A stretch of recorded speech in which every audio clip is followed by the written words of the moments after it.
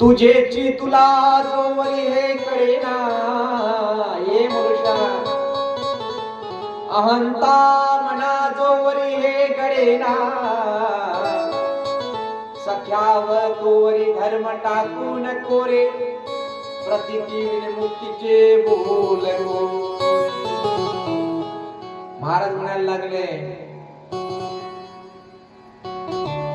शिव अनादी आहे विश्वास आहे श्रद्धा विश्वास रूपीनो असं म्हटलं गेलं कैवल्य साम्राज्य महान शिव आहे मायबाप अशा शिवाची भक्ती आपल्याला करायची आहे एकदा आपण नामस्मरण करूया आणि आपल्या साहित्याकडे भोला सब दुख काटो मा भोला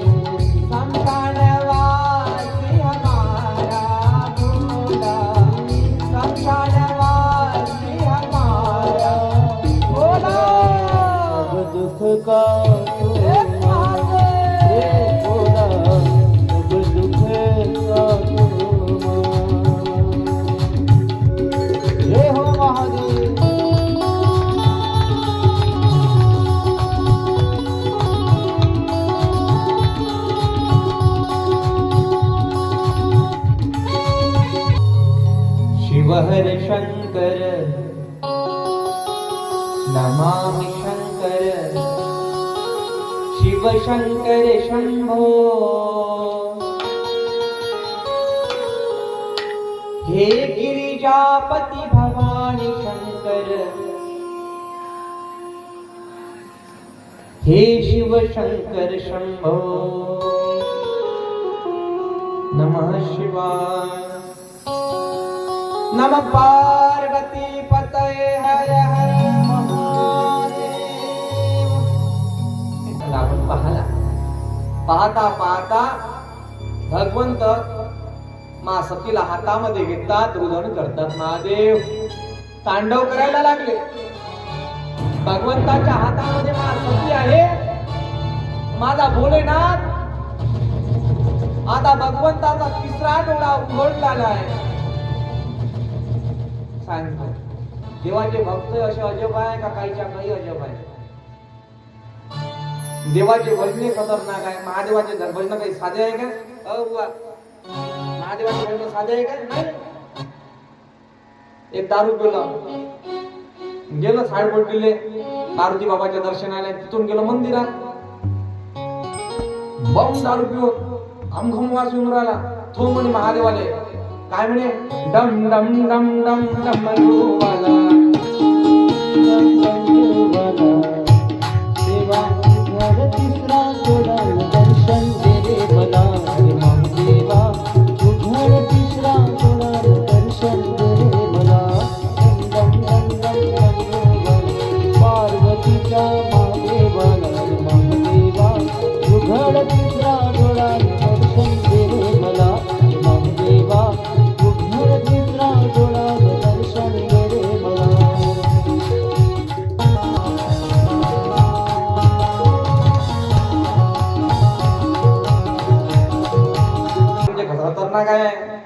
मेरे भोले के भोले बाबा मेरे भोले से भोले बाबा मेरे भोले से भोले बाबा महादेव, मेरे भोले से भोले बाबा, मेरे भोले से भोले बाबा, भोले बाबा, मेरे भोले से भोले बाबा।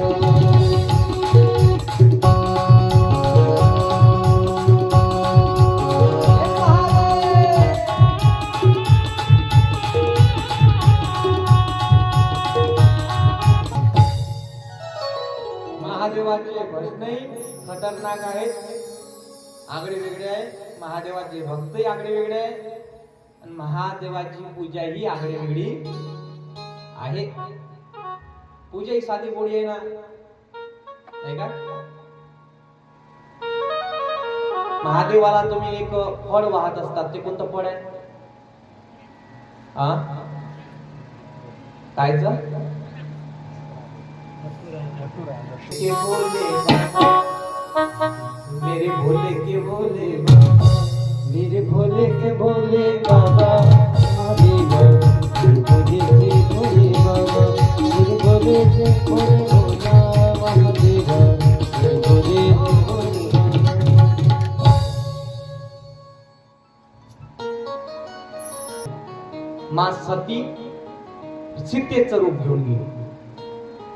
खोटी बोलली आल्यानंतर थांबला. कथेचा ऐकण्याची मनात मनस्थिती राहिली नाही. रोहिणी आणि चंद्र सोबत बोलली, काही गरज होती काही विचारायची? कुठेही जा. काही काही बायाले सवय असते, काही दरवाजा समोर काही विकायला आलं की लगेच ते काम सोडते आणि दरवाजा पडते.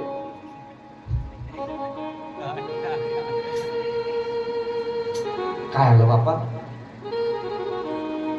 आपलं काम करावं नाही म्हणून कोणाला भांडण. सत्ता असली पाहिजे देवावर, संतांची सत्ता होती देवावर. समर्थ सद्गुरू महाराज म्हणायचे, मी पाहिल जेथे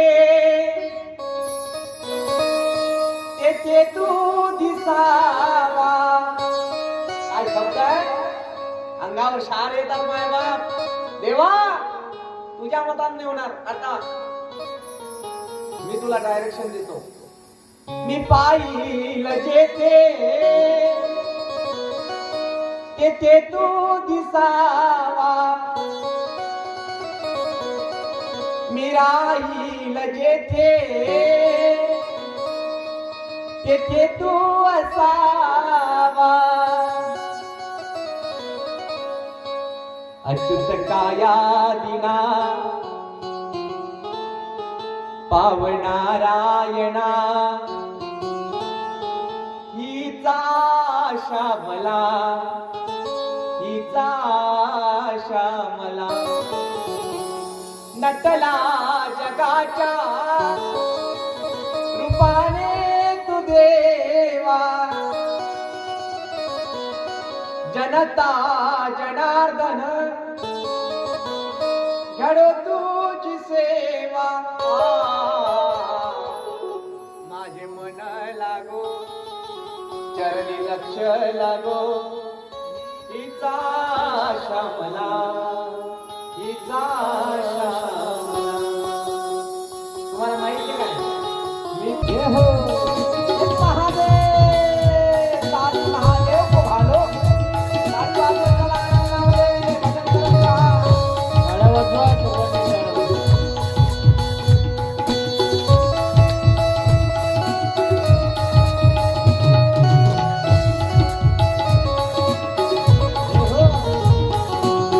बाबा भोले बाबा तेरी नौकरी सबसे बढ़िया है, सबसे करीब. ते नोकरी करत राहिलो असतो तो वयाचे 60 वर्ष 65 वर्ष 62 वर्षापर्यंत. म्हणा महाराज माल भेटला असताना याच्यात काही कमी आहे का? मग त्याच्यात बंब आहे. भोले बाबाचं काम करताय तो कमी देणार आहे का? जो नोकरी करत राहिलो असतो तो तुम्ही मला ओळखलं असतं काय? आपल्याच बायकोसाठी, आपल्याच लेकरांसाठी, आपल्या सगळ्यांसाठी करत राहिलो असतो. पण त्याच्या उंबरठ्यावर उभा राहिलो. जब से तेरा गुलाम हो गया, त्याचा पट्टा टाकला. शिवाचा गड्यामध्ये जब से तेरा गुलाम हो गया तब से मेरा भी नाम हो गया. आज आमच्या मंगेश भाऊन चांगलं जेवण दिलं ते काळी काय जेवण झालं राजवार. ते भोलेनाथाचा चमत्कार म्हणावं की काय काय स्वाद होता त्यांच्या त्या. तुम्ही केली होती का भाजी? नाही. जब से तेरा गुलाम हो तब से मेरा भी नाम हो गया. बोले वरनाओ का त्याच्या दरबारात जाऊन असं कधीतरी म्हणत चला. भाव जागृत झालं पाहिजे, अंतःकरण भरून आलं पाहिजे. पाहता पाहता समजा एखादी सोयरीक बाबी सोयरीक झाल्यानंतर पतीनं म्हणावं आय हेट यू, मी तुला लाईक करत नाही. पत्नीनं म्हणावं. मग जेव्हा जेव्हा जेव्हा तेव्हा त्या क्षणाला तुमच्या मनामध्ये ज्या भावना उत्पन्न होतात, हृदय भरून येतं, कासावीस होतं, चक्कर यायला लागतात, सलाईना लागतात, तेव्हा तुम्ही काय कराल? ते नोकरी करता संसाराची, संसाराचा भार वाहता, बोज वाहता लागला असे मरण आला. कुठपर्यंत वाहल? अरे अनादि आदि मध्य अंत असणारा तो महादेव, त्याची नोकरी करा, त्याचं नाव घ्या, कोणत्याच प्रकारची कमी पडणार नाही तुमच्या. त्याचं नाव घ्या. आणि ही नाव घेत असताना महादेव म्हणाले सतीचा विश्वास माझ्यावर उडला. उडल्यानंतर तिला मी सोड चिठ्ठी दिली, तिचा स्वीकार केला नाही. आणि तो राग प्रजापती एक दक्षानं मनात ठेवला, महायज्ञ आरंभ केला, त्याच्या स्थान हव्य घेण्याकरिता नाही बोलावलं, अपमान केला. मी काल बोलून गेलो तो 5 स्थान तुम्हाला वेगळे सांगितले होते, आज 4 स्थान महत्वाचे सांगतो. कुठं बोलावल्यावर जावं,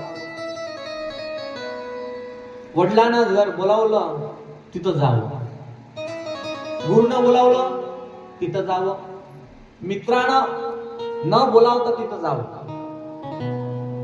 न बोलावता तिथं जाणे महत्वाचं आहे. आणि काय काय झालं आपलं? गुरु, मित्र, वडील आणि शेवटला महाकार्य कुठं होत असत तिथं न बोलावता जावं. 4 ठिकाणी. पण महादेव बोलले त्याला, त्या शब्दाला, त्या श्लोकामध्ये महादेव काय म्हणतात? मनात ईर्षेची अपमानाची भावना असेल तर बापाच्याही घरी, त्याला जर समोरच्या माणसाला आपला अपमान करायचा असेल, तो अपमान स्वीकारण्याची तयारी असेल तर जा, नसेल तर जाऊ, तिथं विध्वंस होऊ शकतो, तुम्ही नष्ट होऊ शकता, ज्याप्रमाणे सती नष्ट झाली. तांडव करतात महादेव, दुर्धन करतात. दुर्धन करत असल्यामुळे पृथ्वीचा जल वाढायला लागला, ताप वाढायला लागला, उष्णतेचं प्रमाण वाढायला लागलं. अशा वेळेस पशुपक्षी मरायला लागले, हवा सुटलाय, वार सुटलाय, समुद्राच्या लाटा वाढायला लागल्या, हाय हाय हाय हाय करायला लागले. आता क्षणी, त्या क्षणी विष्णूला काळजी पडली. विष्णूला चक्र सोडावं सुदर्शन आणि मा सतीचे तुकडे करावे. मा सतीचे 52 तुकडे करण्यात आले. जे 52 तुकडे जिथे पडले त्याला शक्तीपीठ, शाक्तपीठ असं नाव देण्यात आलं. महेर देवी आहे, जे सप्तशृंगी आहे, एकवीर अंबादेवी आहे, हे तिथं औषध पडलेलं आहे. मेहरला वेणी पडली, कामाख्या देवी आहे तिथे येवणी पडली होती देवी. असे 52 ठिकाणं आहेत. आता एवढं सांगतो म्हटलं तर बराच वेळ जाईल. ध्यान लावलं महादेवानं. आणि इकडे तारकासूर नावाचा राक्षस दैत्य हाहाकार करायला लागला. आता तारकासूर कोण होता, काय होता, हे उद्याच्या सकाळी. ओम ब्रह्मणे नमः. घोर तप करतोय, ब्रह्मदेव प्रगट झाले. त्यानं वरदान मागितलं, मला शिवाच्या पुत्राकडनं स्मरण पाहिजे. पहिलं अमरतेचं वरदान मागितलं होतं, पण ब्रह्मदेव म्हणायला लागले ते माझ्या हातात नाही, आलेल्या माणसाला जावं लागतं, मला मरावं लागतं. ब्रह्मदेव म्हणतात मी मरतो. ब्रह्मदेवाला मरण आहे, अरे ब्रह्मदेवालाही मरण आहे. विष्णू म्हणतात मीही मरतो. ब्रह्मदेव एवढं काय, इंद्रालाही मरण आहे. ब्रह्मदेवाच्या एका दिवसामध्ये 14 वेळा मरतो. कोण? इंद्र 14 वेळा मरण पावतो. किती दिवसाचं आयुष्य असेल ब्रह्मदेवाला याचा विचार तुम्ही करा. आणि ब्रह्मदेवही म्हणतो मरतो. म्हणून तो तारकासूर म्हणायला लागला की महाराज, त्याला माहित होतं तारकासुराला महादेव काय आहे, योगामध्ये आहे, तपामध्ये आहे, आता त्यांचा विवाह होणार नाही. म्हणून त्याला काय मागितलं, मला शिवपुत्राकडनंच मला मारण्यात यावं, माझं वध करण्यात यावा, नाहीतर त्याच्या हातून न दुसऱ्याच्या हातून मला मारण्यात न यावं असं वर मागितलं. आणि तिथून निघून गेले, हदोस करायला लागले. इंद्रदेव, गंधर्व, देवदेवता, द्रुत घृत सगळे देवदेवता, पितर देवता सर्व काळजी करतायत. तारकासुराचं प्रहस्त वाढायला लागलं, प्रस्थ वाढायला लागलं पापाचं. आणि अशा वेळेस विनंती करायला गेले विष्णूकडे. विष्णूनं ब्रह्मदेवाला सांगितलं की महादेवाला आपल्याला उठवावं लागेल तपावून. तसं उठवता येणार नाही, कारण की कामदेवाला पाठवलं होतं, तिसरा डोळा उघडला होता, रतीलाही मारण्यात आलं होतं, कामालाही मारण्यात आला. काम विजयी आहे महादेव, म्हणून त्याचा प्रभाव होणार नाही. वसंताला पाठवलं होतं, त्याचाही प्रभाव होणार नाही. काय करा, असं काहीतरी तुम्ही कूट करा की जेणेकरून महादेवाचं लग्न विवाह होईलच. त्यानंतर पितराला 3 कन्या झाल्या, धन्या, मैना, धन्या आणि कलावती. त्या पितराच्या 3 कन्या आहेत. पितराला तशा 60 कन्या आहे मायबाप. लक्षात आलं का?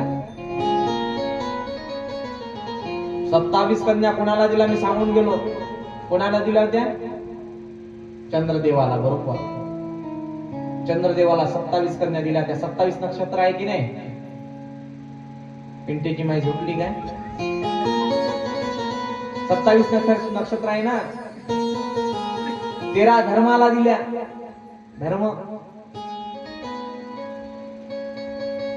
आता 3 कन्या कोणाला दिल्या याचं चिंतन आपण पाहू.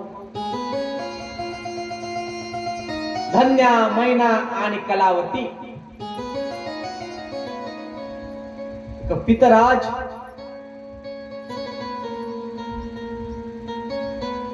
विवाह करतात. कोणाचा? धन्याचा विवाह करतात. मैनेचा विवाह करतात. मैना ही हिमालयाला देण्यात आली. धन्या ही दशरथाला देण्यात आली. दशरथाची पत्नी कोण? धन्या. लक्षात घ्या. आणि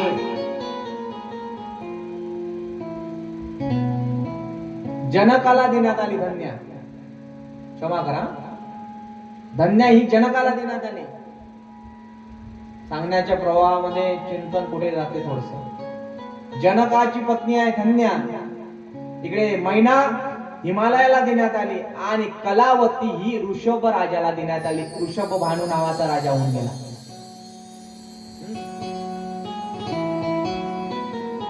लग्न झालं. जनक आणि धन्याच्या पोटी मा सीतेचं अवतरण झालं. इकडे मैना आणि हिमालय, याच्या आधी ऋषभ भानू आणि कलावतीच्या पोटी राधा रत्न जन्माला आला. आपण जे राधा राधा म्हणतो ना, अनादि आहे, आदि आहे, शक्ती आहे.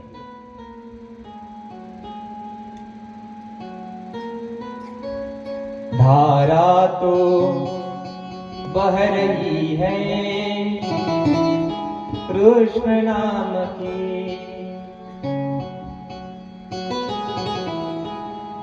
कृष्ण नाम की धारा तो बह रही है कृष्ण नाम की, धारा तो बह रही है कृष्ण नाम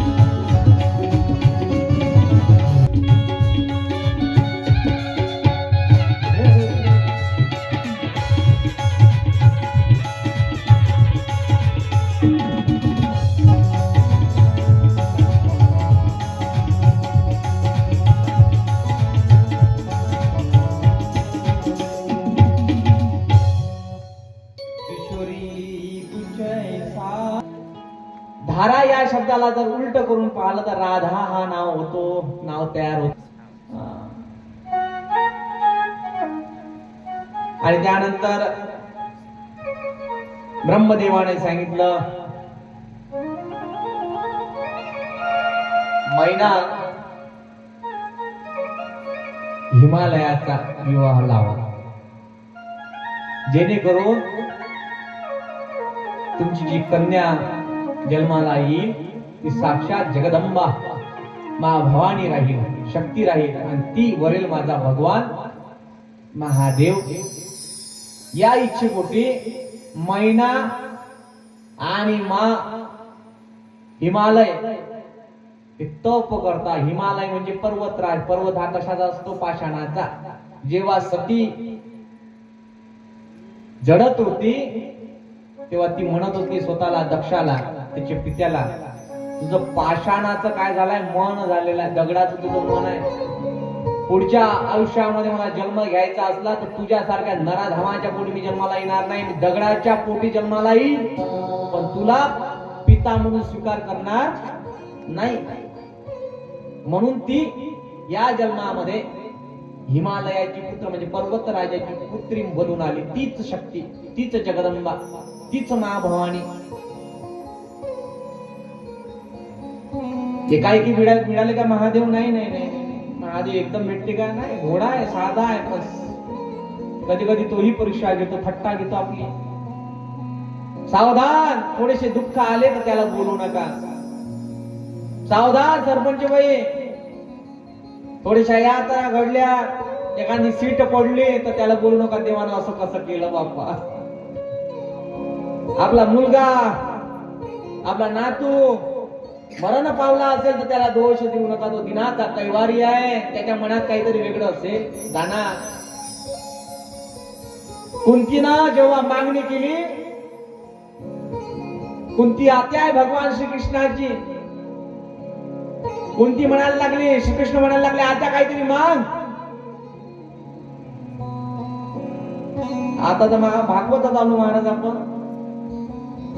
कुंती म्हणते मी काही मागणार नाही, मला काही नाही पाहिजे. कुंतीनं खूप आग्रह कृष्णानं करावा आणि कुंतीनं मागावं. काय मागितलं? मला दुःख दे. कोणी मागितलं?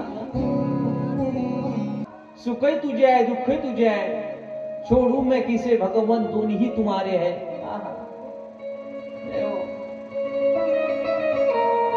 सुख भी तुम्हारे है, दुःख भी तुम्हारे है, दोन्ही तुझेच आहे. मी कशाचा स्वीकार करायचा? मला दुःख दे. का दुःख दे? जेणेकरून दुःखामध्ये तुझं नामस्मरण वारंवार माझ्या मुखातून येईल, म्हणून मला दुःख दे. काय मागणी आहे मायबाप? देवाकडे काय मागावं, कसं मागावं याचं वृत्तांत म्हणजे कुंती आहे. पाहिलं, ब्रह्मदेवानं सांगावं नारदाच्या माध्यमातून, तुम्ही आता तप करा. आणि मैना आणि हिमालय तप करायला गेले, तप करू लागले. बराचसा वेळ काळ झाला आणि जगदंबा मा प्रकट झाले. फुले मा भवानी जगदंबा माता की जय.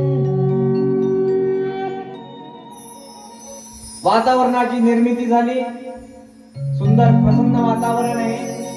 आणि त्या अनुरूप संभाषण साधते मैना राणी आणि हिमालय. दुःखांचं, देवांचं दुःख दूर व्हावं, मनुष्याच्या यातना कमी व्हाव्यात, आनंदाची वाटचाल व्हावी, याकरिता माते तू आमच्या खुशीमध्ये जन्माला यावं, जन्म घ्यावा.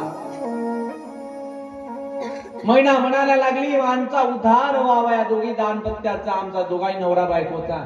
त्यामुळे तुम्ही आम्हाला जन्माला, तुम्ही आमच्या पोटी जन्माला यावं, विनंती करायला लागले. मा जगदंबेनं आशीर्वाद दिला जा म्हणाले. पाहता पाहता दिवसामागून दिवस गेले आणि मा पार्वती मैयेचा जन्म झाला. बोले पार्वती माता की जय. पार्वती मैया जन्माला आली. जन्माला आल्यानंतर नारदजी महाराज पाहिलं. नारदजी महाराज आले. पर्वताची मुलगी होती म्हणून पार्वती नाव ठेवलं. पर्वताची मुलगी होती म्हणून पार्वती. आता पार्वती लहानाची मोठी व्हायला लागली. घरामध्ये शिवाची उपासना करणारे लोक होते, पण नारदाने भेट घ्यावी आणि सर्व स्तुती कोणाची करावी? शिवाची. शिव कसा आहे? सत्य आहे, शिवम आहे, सुंदर आहे. शिव कसा आहे? सत्य आहे, शिव आहे, सुंदर आहे, अनादि आहे, अंती आहे, मध्य आहे, सर्वांमध्ये शिव आहे. सत्यम शिवम सुंदरम सत्यम शिवम सुंदरम. ईश्वर सत्य है, सत्य ही शिव है, शिव ही सुंदर है. सत्यम शिवम सुंदरम सत्यम शिवम सुंदरम.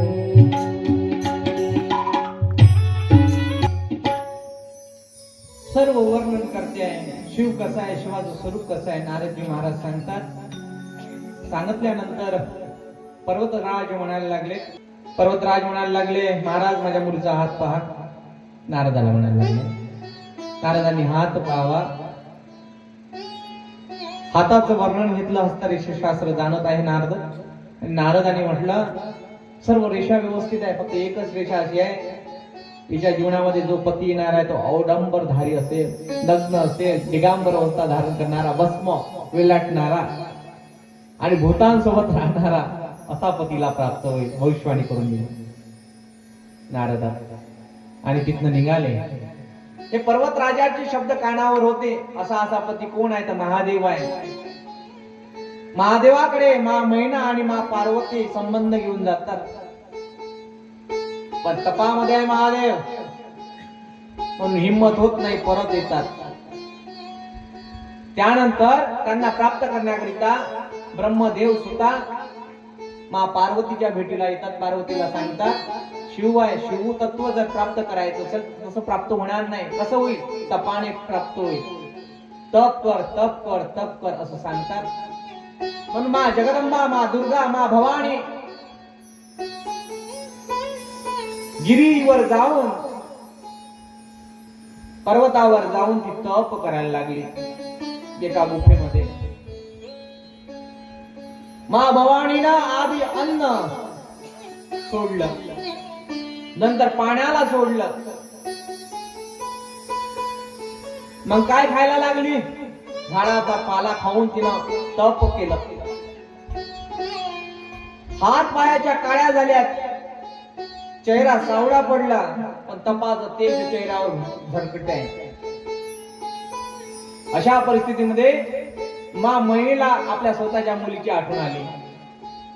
मैना पार्वतीच्या भेटीला जावं म्हणून मनात शब्दाची साठवण करून आपल्या पतीला म्हणते की मला घेऊन चला त्या गुफेमध्ये. आणि मा पार्वतीच्या भेटीला मैना आणि पर्वतराज जात आहेत. जसं आईनं आपल्या मुलीला पाहिलं, पाहिल्यानंतर ओळख नाशी झाली. ती म्हणायला लागली ओ मा, ओ मा. या शब्दावरून तिचं नाव पडलं उमा. ओ मा, काय झालंय? कशी होती माझी मुलगी? म्हणता की नाही? लग्न विवाहित करून जर मुलगी दिली दुसरीकडे तुम्ही लागले. आईने जसं आपल्या स्वतःच्या मुलीला पाहिलं तशी कासावीस झाली. उमा, काय केलं ग? काय हाल केले तू? जेवण सोडलं, तहा पाणी सोडलं, उपाशी राहून पाला पातोडा खाऊन समाधी अवस्था धारण करते. त्या फक्त प्रभूची आसक्ती करिता, तो मिळवण्याकरिता. त्या तपामुळे, त्या सामर्थ्यामुळे काय झालं होतं? मागच्या जन्माचं सगळं आठवायला लागलं मा पार्वतीला. पार्वती म्हणायला लागली आई, तू याच जन्माची माझी सोबती नाही, मागच्या जन्मामध्ये मी सती होती. सर्व आठवलं मा पार्वतीला त्या तपामुळे, म्हणून तर तपाचे सामर्थ्य तपिला चिरंजीव कल्प वैकुंठ नांदे. तप असलं पाहिजे जीवनामध्ये, म्हणून रोज 1 तास मौन ठेवत जा. मौन केव्हा ठेवाल? नवरा जेव्हा तुम्हाला रागानं बोलेल तेव्हा मौन ठेवा. ते बोलूनच राहिले, तुम्ही पाहतच नाही, अजिबात नाही. अरे जीवन सुंदर आहे रे, मायबाप सुंदर जगायला. प्यार बपा सबर बातें है बातों का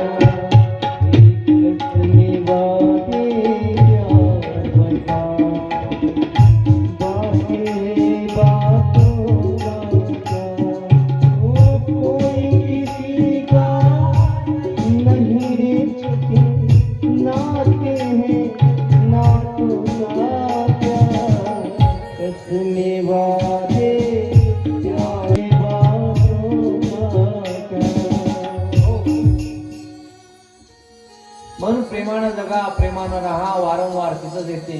उमेला पाहलं, मा पार्वतीला पाहलं, म्हणून उमा नाव पडलं.